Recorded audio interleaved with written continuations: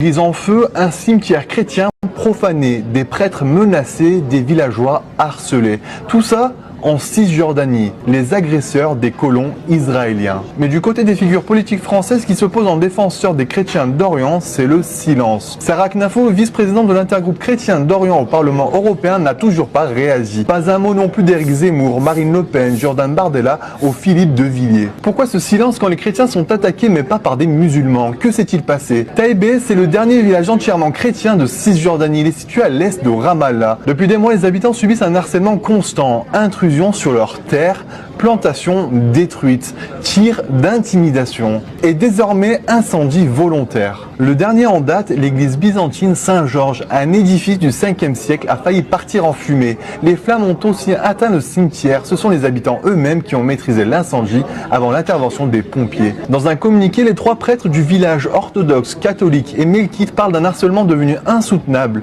Ils appellent à une réaction urgente de la communauté internationale. Ils réclament une enquête indépendante, des pressions diplomatiques sur Israël et un soutien aux villageois pour qu'ils puissent rester sur leur terre. Mais jusqu'ici, aucune réponse, ni diplomatique, ni politique. Selon les habitants, les colons israéliens utilisent une méthode bien connue en Cisjordanie. Ils arrivent avec leurs troupeaux, les laissent paître sur des terres privées, puis déclarent que ces terres sont désormais les leurs. C'est une colonisation agraire, lente, illégale, mais souvent tolérée par les autorités israéliennes. Et c'est là que le silence devient politique, car ceux qui, en France, se présentent comme les défenseurs des chrétiens d'Orient sont étonnamment absents. Sarah Knafo, eurodéputée et vice-présidente d'un groupe dédié à cette cause, ne dit rien. Éric Zemmour, Jordan Bardella, Marine Le Pen ou Philippe de Villiers non plus. Pourtant, ce sont souvent les premiers à dénoncer très bruyamment les persécutions chrétiennes, à condition qu'elles soient commises par des musulmans. Depuis octobre, les chrétiens de Palestine ont été frappés de plein fouet. 16 morts dans une église bombardée à Gaza,